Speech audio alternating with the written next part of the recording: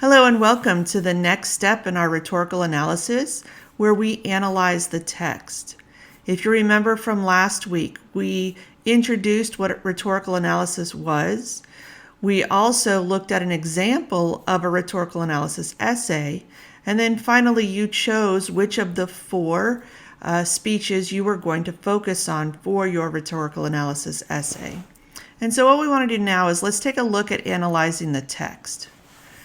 In order to prepare for this particular video lesson, you'll want anything that you use in order to take notes, but you'll also want to make sure that you have access to the two PDFs that include rhetorical strategies. They're included on the Canvas page, page 1 of this week's module, and you'll want to just have those as references as we walk through this process for analyzing a text. By the end of this particular workshop or video, you should be able to define ethos, pathos, and logos, define what we mean by rhetorical strategies, apply analysis process to your speech that you've chosen for this essay, and then begin to draft your thesis statement. So let's step back for just a second and review some of the key concepts. These are things we talked about last week, but we want to bring them back into focus because now we're going to specifically look at a process for how we analyze our speech for rhetorical strategies. The first thing we want to look at is what is the rhetorical analysis. Again, this is a review. We talked about this last week, but when we think about a rhetorical analysis, it's an effort to understand how people attempt to influence others through language. In other words, when we are communicating something to somebody, we are using specific strategies so that we can get our communication across to them. In our context, we are thinking about it in terms of persuasion. And when we use language to persuade, what does that look like? So when we are rhetorically analyzing something, we are trying to pull it apart and really look at how language persuades. When we persuade, we are appealing to different parts or different things within an audience. And we call this the rhetorical appeals. And these are the ways that we persuade an audience in our text. This means that we appeal to the audience's, let's say, emotions, right? Or pathos, as we call it. We could also be appealing to the audience's logic or reason, and we call that logos.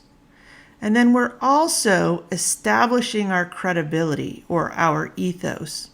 So when we look at the rhetorical appeals, it's what a writer is using in order to appeal to the audience. And we look at it in terms of appealing to our emotions or the pathos.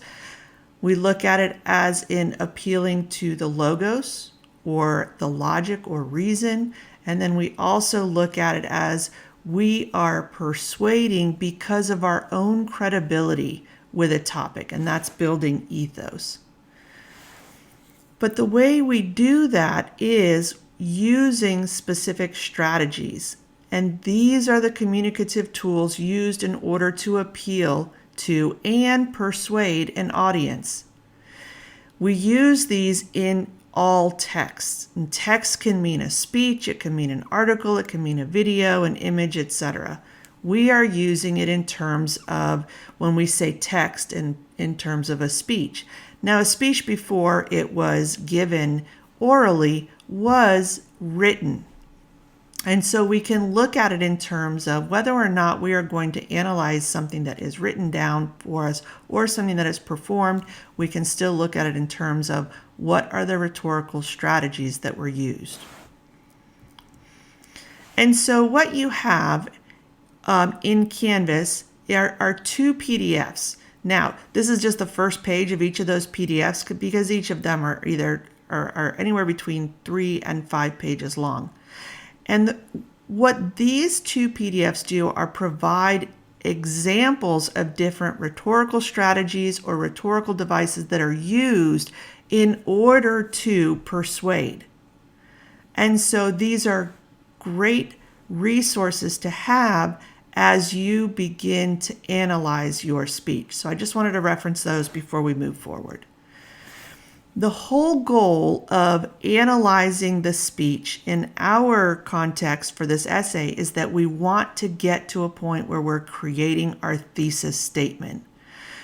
For an analysis essay such as this, we've got to first have that thesis, because the thesis is what drives the body of the text. Well, we can't have a thesis until we analyze. And so I start with this slide, and you'll see it later on as well, just as a way of kind of, this is where we want to end up. We want to be able to develop an analytical thesis. And an analytical thesis does a few things. It states the topic of your paper, what specifically you analyzed, and the conclusions you reached as the result of the analysis. Now, if you take a look at the example from the example essay we looked at last week, we can see that this thesis, which happens to be 2 sentences instead of 1, which is fine, but this is given at the end of the introduction, which is where our thesis will live, and it includes each of those pieces. So if we take a look at this, it says all of the rhetorical techniques used throughout Greta Thunberg's speech to the UN resulted in a powerful, effective, and passionate performance that impacts and invokes a need for education on climate change to all who hear it.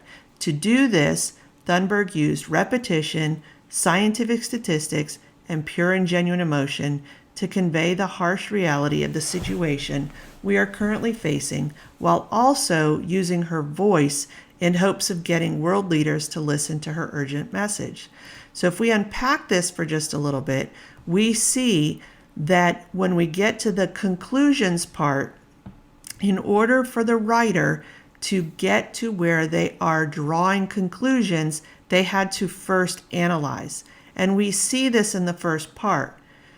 The results of the analysis, the writer states that the speech was powerful, effective, and passionate because the writer used the rhetorical strategies of repetition, scientific facts, pure and genuine emotion, and voice. So what we see here is that the writer gave us what the speech resulted in and what was used in order to do that.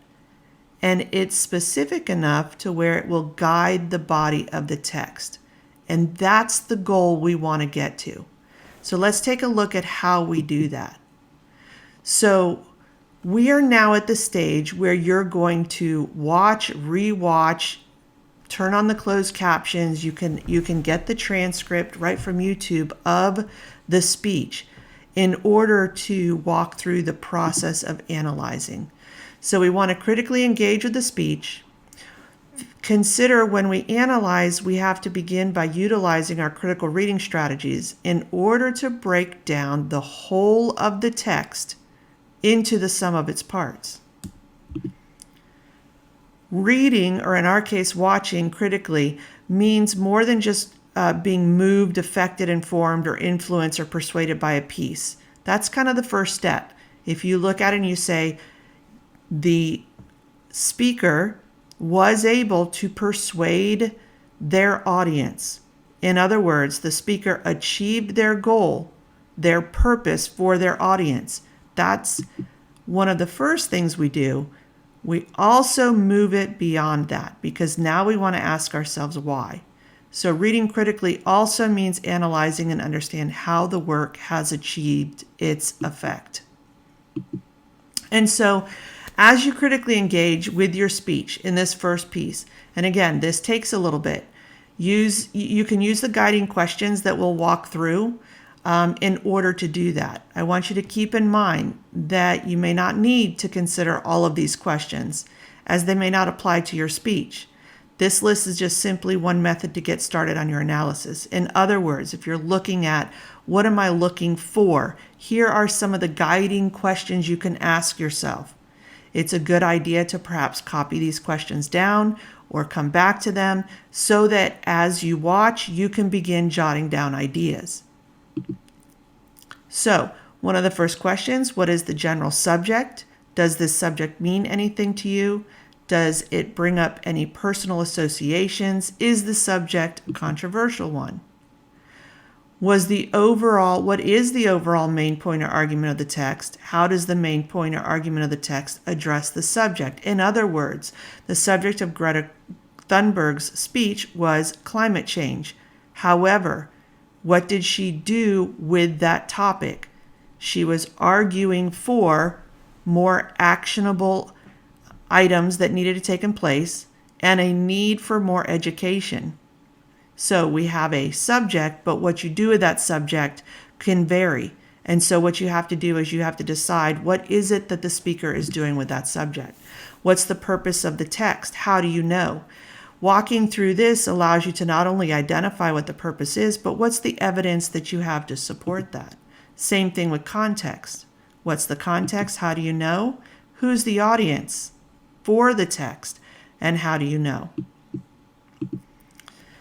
So the next thing is we start looking at the elements perhaps that are being used. How does the writer develop their ideas?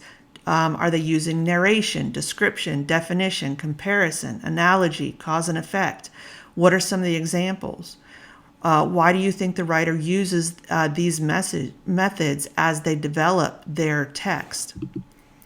How does the writer arrange their ideas? This is another way to think about. If we're thinking about how the speaker achieved their purpose for their audience, then we can look at some of these different ways in which the speech is developed. What are the patterns of arrangement? Does it go from particular to general, broad to specific, spatial, chronological, alternating? So there are a lot of different patterns that might be used in order to get their point across. Is the text unified and coherent? Are there adequate transitions? Meaning, are you able to follow along? Does the speaker walk us through?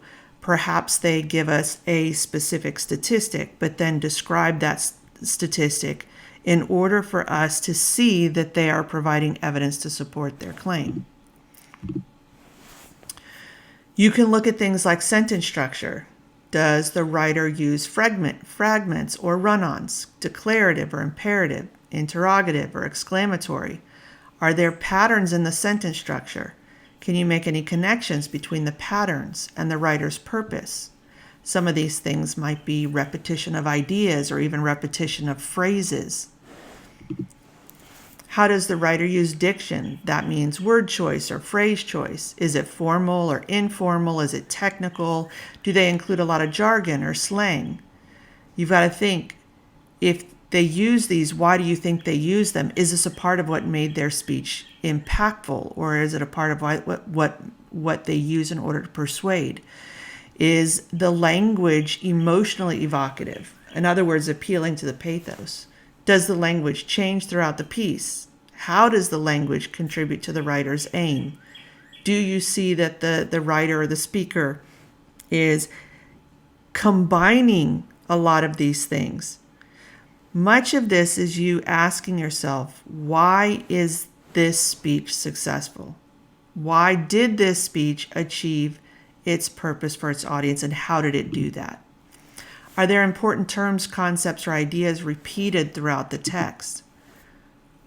Are there any particular vivid images that stand out?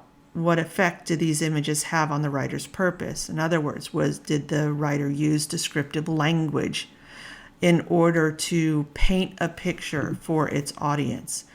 And when we use that descriptive language or vivid imagery, does that appeal to our emotions in some way? And is the emotional appeal why or how the speaker persuaded? Are there any devices of comparison used to convey or enhance the meaning, such as metaphors or simile, personification, hyperbole, or that exaggeration? When and why do you think the writer uses them? There's a lot to consider when you're analyzing. And I know we're going through these questions fairly quickly, but these are for you to kind of jot down and then begin to use. When you're able to write an analysis, it means that you have really spent time looking at and breaking apart the pieces. And because this is a rhetorical analysis, we are specifically looking at how a writer or speaker put together a text in order to persuade its audience to think, feel, do, or believe something. And so we use language in different ways that do that. These questions that we've seen over the last couple slides help us to consider how we might analyze how the language was put together. Does the writer use devices of humor, such as puns, irony, sarcasm, understatement, parody? Why would they use that? What's the effect of that particular comic relief? And so the reason to begin analyzing or looking at examples of how the writer is and or speaker is putting together this text is because we want to get to this place, right? They're appealing to us somehow. And this is kind of the general or the what, right? And that is that they're appealing to the logos or the logic or reason, and that is looking at how they're presenting their evidence, right? They're appealing to the pathos, the emotions of the audience in order to persuade. And then through these things, we have to ask ourselves, what's the ethos of this writer? Meaning, why should we listen to this writer? So now that you have, or once you've gone through and kind of identified some of those things through those guiding questions, then we can start looking at how they're appealing. And one of the things we can do, and I'm going to walk through some of these guiding questions for each and then show you a quick table you could put together. And the table is really meant to kind of help guide or get a visual of what you're seeing so that you can get to that thesis. So when we look at the logos, we're looking at the appeal to argument and the organization of the evidence. What are the claims that the author makes, and what are the logical proofs or evidence that are provided for the claim? Some of the things you would consider with regards to appealing to the emotions, right? Illustrative examples, there could be word choice. What's the reaction that you're getting to when you are reading or hearing the different parts of the speech? How does the author show consideration for the audience's specific interests? When we're looking at credibility or the ethos, is the speaker an authority in this subject? Do they cite authorities? Do they show that they are informed or educated? The speaker doesn't necessarily need to be considered an expert in the field. And for example, your ethos for writing any kind of essay is you knowing when and where and how to utilize the information from a credible source into your writing so that you make your argument. So your ethos or your credibility can be determined through a lot of different things. So when we think about the speaker, when you think about the speaker's credibility, what is it that they're doing to build their credibility? Why does the speaker's words matter on this topic? So you consider those, and does the ethos or does the credibility of the speaker help the persuasiveness of the speech, or does it take away from the persuasiveness of the speech? And a lot of times we consider how something is organized or what something is used. So there's a quick table that you can do, and this is something as you are kind of walking through some of the notes that you may have taken based on those guiding questions. You could think about it in terms of parsing through the different rhetorical appeals. Now I have the table and then I have some of the examples. These were used from the example essay that we've been looking at. So one of the things that the writer of that essay did was they did talk about the appeal to the emotion as part of their thesis. And when we look at evidence from the speech, there were a couple of things that stood out. One was the use of the phrase, "How dare you?" And how dare you, from a rhetorical strategy standpoint, the writer decided this was a use of repetition. The repetition of the phrase, "How dare you," had an emotional appeal, and it helped to stress the importance of her topic in that particular speech. Another example, "You have stolen my dreams and my childhood with your empty words." And we can say, well, that's an emotional appeal. Why? There's this use of sentiment here, and it speaks out in a sincere and touching manner. There's emotional words in there, things like stolen or dreams. And so when we think about analyzing or breaking this up into pieces, you could think about it in terms of this table. In fact, this table may be helpful for you as you look across your speech, because then what you would use is you would say, okay, what am I seeing here as the overarching reasons why this speech was successful? And when you can answer that question, it starts guiding you into what the thesis statement of your essay might be. And so we want to kind of end here with going back to this slide. So if we looked at the process that writer went through, is they engaged with that speech several times, developing notes based on some of those guiding questions. Then they might have even gone through and taken those guiding questions and put it into that table that we just saw. And they looked at that table and they said, so what conclusions can I draw from my analysis? And then how do I take those conclusions and develop it into a thesis statement? And again, the thesis statement is very important because it is what guides the organization of your essay. So just as a quick review, that analytical thesis statement, which is what you want to get to after you analyze your speech, is that an analytical thesis will include your topic, what was analyzed, and the conclusions drawn. So as we can see from this example, when we look at the conclusions drawn, not only are we saying that what the speech resulted in, and we've got some descriptors here. It was powerful, it was effective, it was passionate. Why was it, and what was used? And in this case, it was powerful, effective, and passionate because the speaker used the rhetorical strategies of repetition, scientific statistics, pure and genuine emotion, and voice.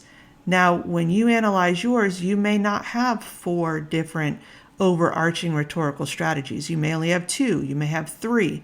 It just depends on what you're seeing in your speech. So this content is that next step, analyzing the speech using the process that we just talked about.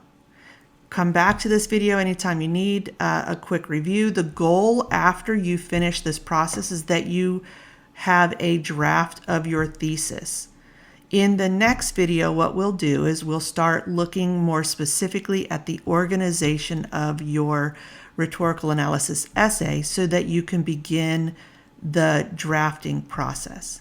Thanks for watching, and we'll see you a little bit later.